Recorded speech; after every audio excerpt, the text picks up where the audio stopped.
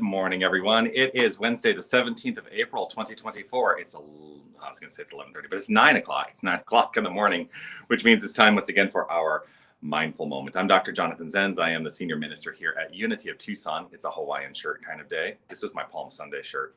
But yeah, it's a Hawaiian shirt kind of day. That's what I've decided for it to be. The mindful moment is an opportunity I take every single weekday to join you in this virtual way to engage in my own spiritual practice, the practice of affirmative prayer and consideration of spiritual ideas as well, the contemplation of spiritual ideas. And I do this every weekday because it keeps me consistent in the practice, and consistency in my spiritual practice is something that has enhanced the quality of my life. And so that's what I am here to do and to share. Whether you're watching live or on the replay, I would love for you to post a comment and let me know that you are here. I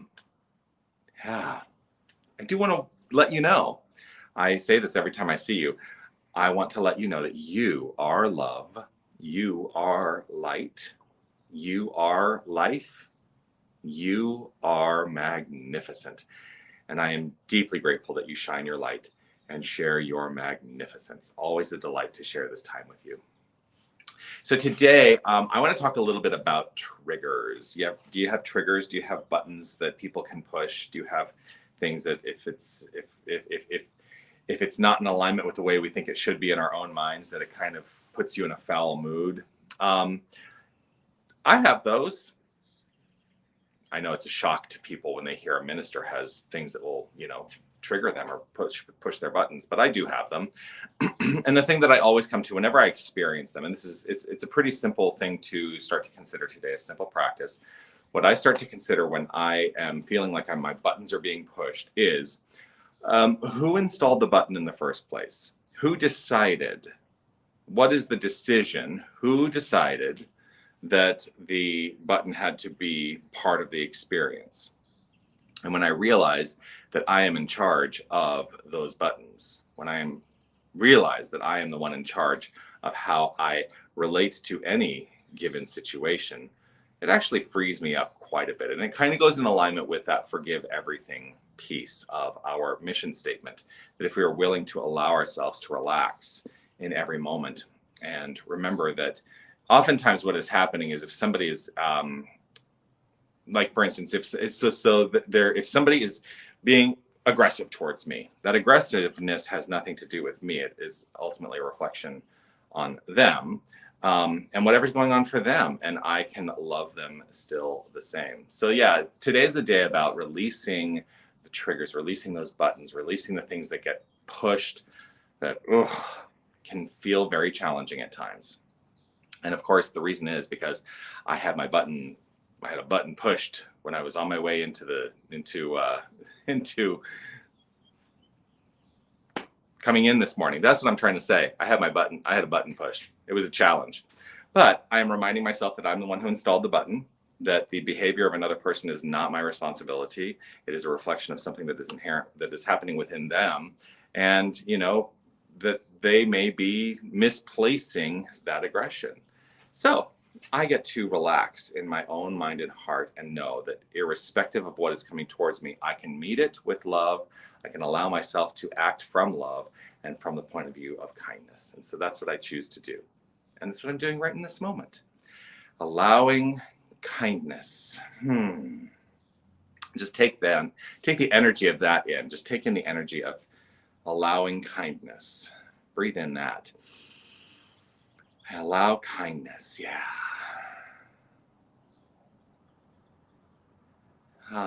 Yes. And so I'm going to engage in the practice of affirmative prayer. If it is safe and comfortable for you to close your eyes and join me in this practice, I welcome you to do that. It is not a requirement to close your eyes. It is simply a manner in which I have found an allowing for myself. When I close my eyes, I'm allowing myself to turn my attention to the inner life of all that is, realizing that my experience of inner life is the connected state of my wholeness to the infinite wholeness.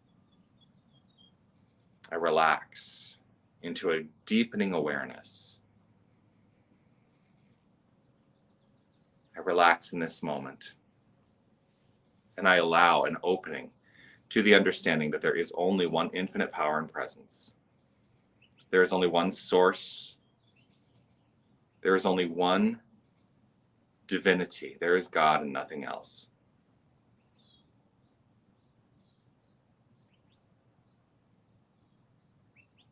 And I allow my mind to consider the notion of this divinity to be the beingness of all that is, the infinite life force flowing into expression. And there can be nothing separate from it. So all that is, everything that exists, is God, is the divine, is the magnificence made manifest. And this is who and what we are. This is our identity. I choose to deepen into a greater understanding of this identity.